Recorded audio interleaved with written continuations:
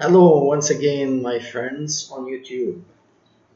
Today, there's not so much going on the news concerning the Middle East. Of course, there are many things going on, but I focus more on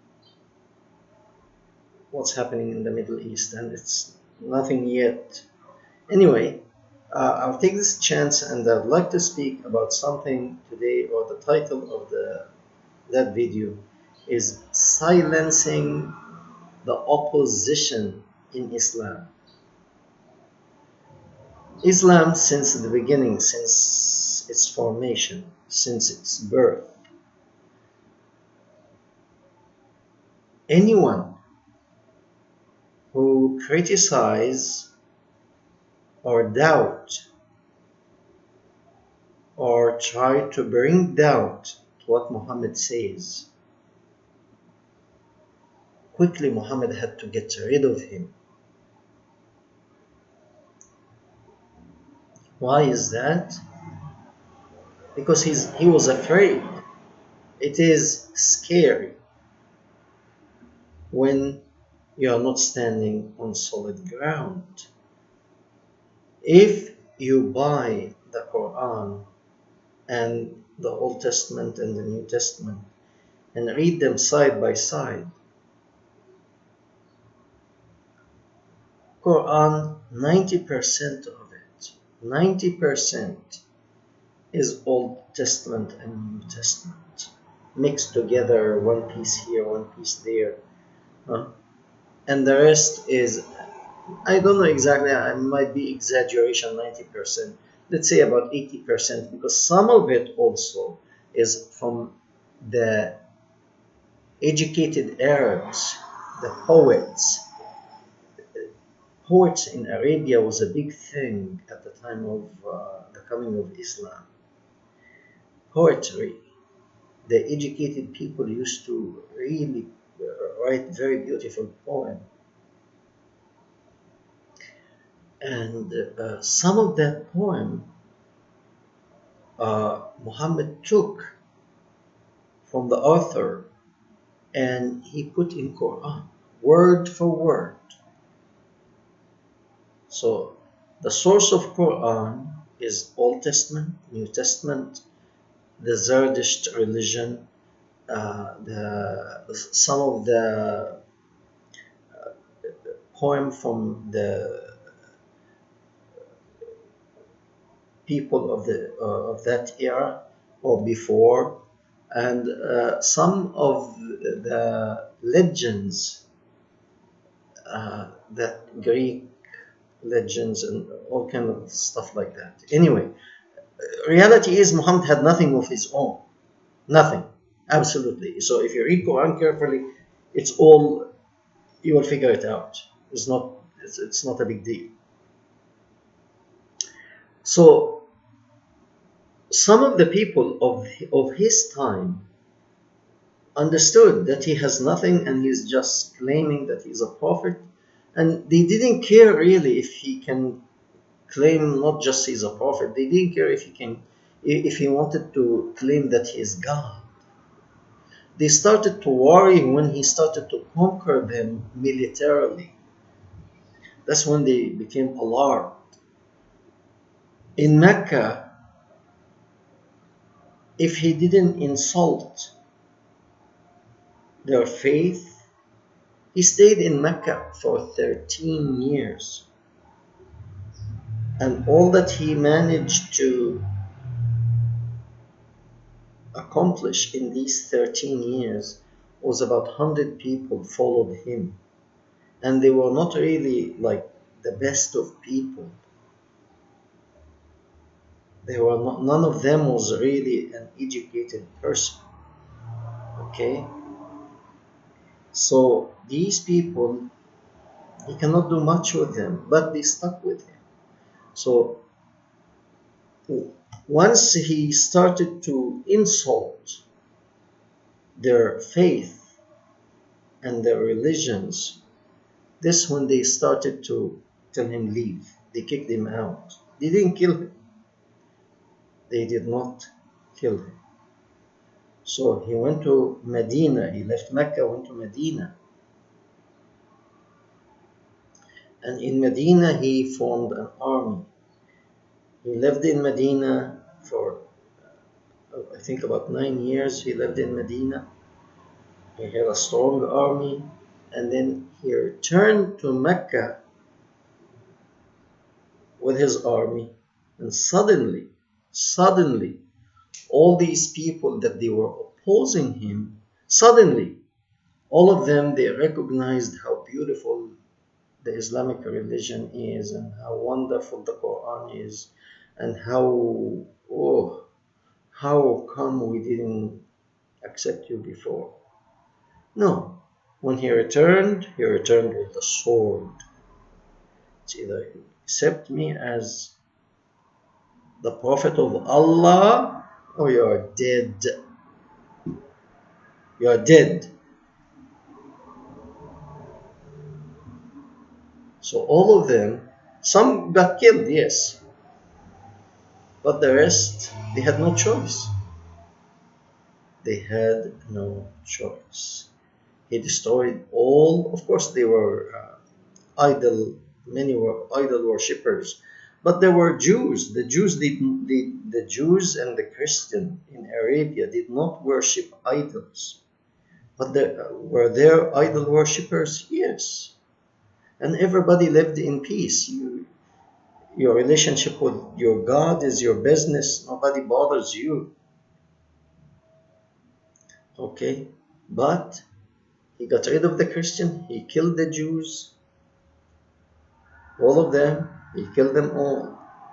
And then he destroyed the idols for the idol worshippers in Mecca. He destroyed them. He said he destroyed them all except for one idol. That is the black cubical building. That was also an idol for some Arabs, and that was the god of some idol worshippers. So in a way you can say Muslim is another idol worshippers. They worship an idol, which is this black stone, black building, and the black stone. They kiss the black stone. They have a black stone somewhere in that area, in Mecca. Everybody, when they go do Hajj, they have to kiss it. And God lives inside this hell temperature without air condition inside that black building. I don't know what happened. Why not in the Bahamas? Anyway, all the people that they tried to criticize or talk about Muhammad or show the true image of Muhammad at his time, they were assassinated and murdered. And most of these people, they did not try to silence Muhammad by force, but they used their head. All of them. There were many. He killed. But today we'll speak on only one. His name was Ka'b bin al-Ashraf. This man was a very well educated and knowledgeable man. He was of an Arabian father and a Jewish mother, and according to the Jewish tradition, the child follows the mother's faith. So because his mother was Jewish, then Ka'b ibn al-Ashraf, he was also a Jew from the tribe of Bani Qurayza.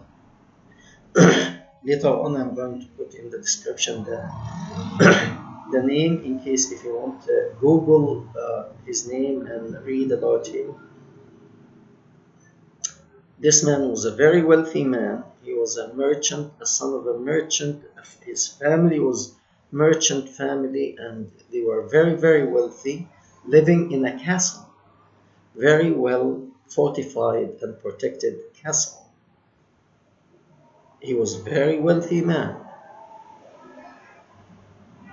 and he was very well educated. and he was a very, very good poet. And I emphasize on that word poet because poetry at that time in Arabia was the method to actually change public opinion. Not with the sword, no, poetry. It was what you can use to change the public opinion. Especially a person like Ka'b ibn al-Ashraf. This man, externally, according to the Islamic records, they say he was a tall man with good presentation. Externally, he was handsome, he was good looking, and he was well educated.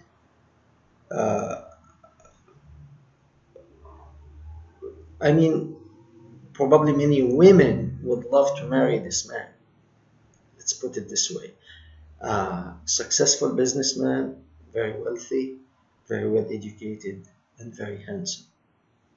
Okay? And I'm sure he was very well mannered. Okay? And the whole family is a wealthy family, generation after generation. So they had certain standard to live up to. Okay? And they lived in a castle that was very well fortified. Why is that? Because back then there was no banks to put your money in the bank. No. All of your wealth you kept inside your home. So you cannot, if you are very, very wealthy, you have a lot of gold and silver. That's your wealth. And that you keep somewhere in your home. And your home had to be, according to your how much wealth, your home had to be fortified. And you had to have security to protect your castle. Okay? So Ka'b ibn al-Ashraf, this Jewish man, was of such a status. Muhammad, at this time, he was proclaiming that he is a prophet. All that the people of Mecca and the people of Medina didn't care if you're a prophet or not. Do your own business. As long as you're not bothering me, if people follow you, I don't care. It's okay. Let them follow you. You have a big followers, good for you. But once they started to see his true motivation, when he started to form an army and started to raid the caravans and loot them, this one they took a step back and said, wait a moment here. You are not coming from Mecca looking for asylum in Medina and protection. If this was your motivation, we are more than happy to grant you asylum, political asylum or religious asylum or whatever. But you are coming to invade, to loot caravans. And these people, they are merchants like us. And we cannot allow you to use our base, our town, Medina. It was called Yathrib then. We cannot let you use Yathrib as your base to go out and attack these caravans. We do business with them, they do business with us. So like this, you're cutting our lifeline. Okay? So they didn't want to fight. They didn't want to be with him or against him. They don't want to fight. They are merchant. They want peace and stability because this is the time they make business. Okay? But he continued invading here and there and attacking this caravan, taking over this caravan, looting here, looting there.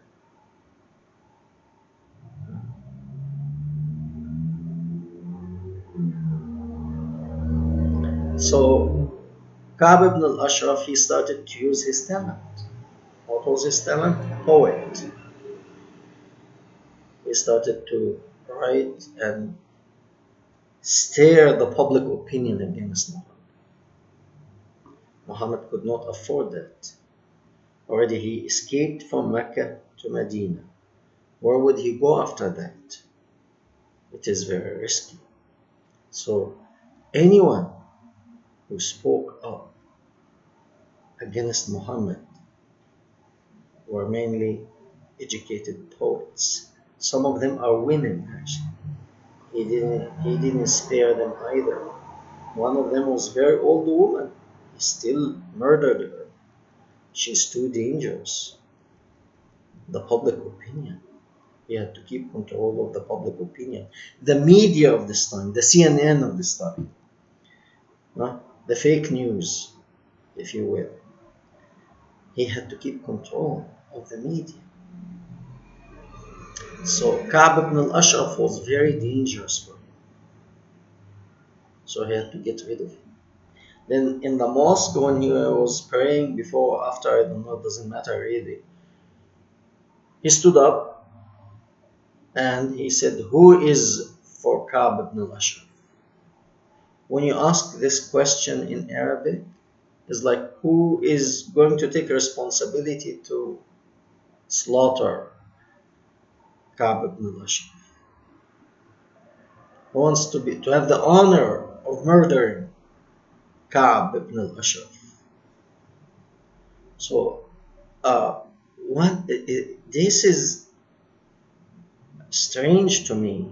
I can't really wrap my head again around it, but a man, his name is Muhammad bin Maslama. This man was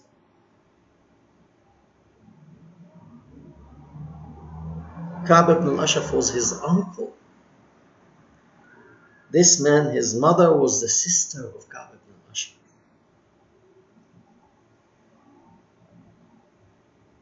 Was his uncle.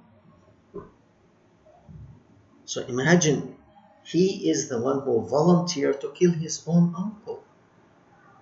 So he raised his hand. He said, "Do you want me to slaughter him, messenger of Allah?" Of course, the messenger of Allah, he wants him to be killed yesterday, not today, yesterday or the year before. He told him, yes, of course. He heard the messenger of Allah and Allah himself. He caused injury.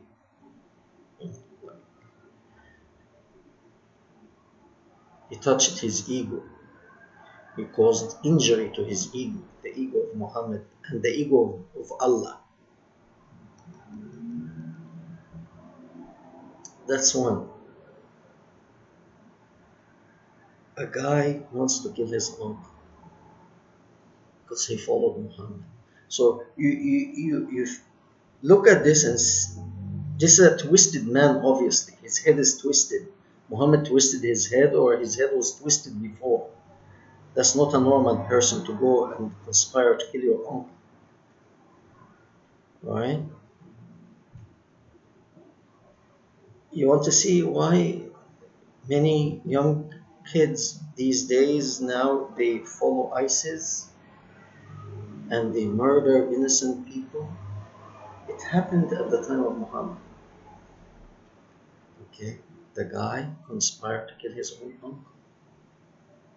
To kill his uncle, the brother of his mother. Okay, and there was another person. His name is Abu Naila. Abu Naila. This man also, back then, women, in case when a woman have a baby, sometimes she doesn't have enough milk to nurse the baby. So what she does is she asks a friend or a neighbor to help her to feed her baby. Some women have more milk than others, so they will ask that woman, please feed my baby with your baby. And when this happened, when that woman keeps feeding the two babies her own, and the baby of the woman, she doesn't have enough milk, they call these two children brothers, brother and sister. You cannot marry each other later on. If one has a boy, the other one has a girl, and the two women, the two babies of the two women nurse of the same breast, then later on, this boy and this girl, they could be from totally different tribes and two different families, but because they nurse together from one woman, they cannot marry each other because they become brother and sister. So imagine the second man who volunteered to kill the poet Ka'b ibn al-Ashraf was the brother of Ka'b ibn al-Ashraf who followed Muhammad. This another twisted head. You volunteer to kill your own brother, something wrong. Something very wrong in your head. And today, the people who join ISIS and Boko Haram and al-Nusra and all these terrorist groups, they are brainwashed with this kind of teaching that he is willing to kill his son, he is willing to kill his father, he is willing to kill his mother if she does not follow the order of Islam, or the order that comes from Muhammad and told them this is the right path. Okay. So the second one is conspire to kill his uncle. The other guy is a brother. They take 3 more guys and they go and they slaughter Ka'b ibn al-Ashraf. When you hear, if you want to Google about this poet who was murdered, when you hear the Arabic and even the English version who try to give the story of this man, they try to demonize him, to legitimize his murder.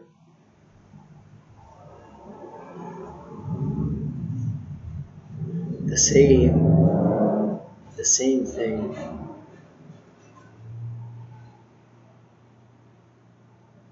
Muhammad did. He made him look like a demon. But the man was concerned. He knew the intention of Muhammad. He is taking the people one group after the other, destroying here and there. He wanted to be the leader in Arabia, and his plan was to invade the whole world. He saw himself like, in a way, like Hitler. Exactly like Hitler. He wanted to conquer the whole world, and he is like the cream of the crop, like the elite, the top, and everybody must follow me.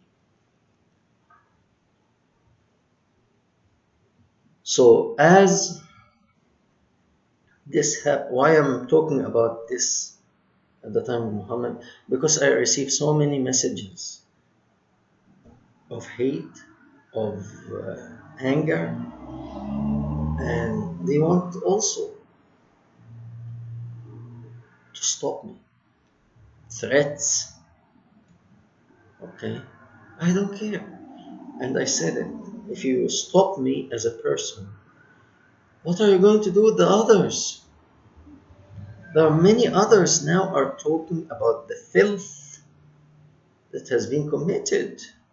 How are you going to deal with this? I asked many questions. Nobody will answer. It's just, shut up. Don't talk like that about our prophet, holy prophet. Okay. I asked, what did he bring to make him so holy? What is so important in the Quran that he brought about so that people can look at him as a holy man? What is it? Instead of getting angry and upset, open that Quran, read it, and tell me. No, they want me to stop. I will not stop. I will not stop. Learn to live with it. And as I said in a previous video, people are leaving the religion of Allah in multitude. And I'll keep doing that unless you show me a good thing Muhammad has so we can follow it. Otherwise, he has to go. Thank you very much. We see you in another video.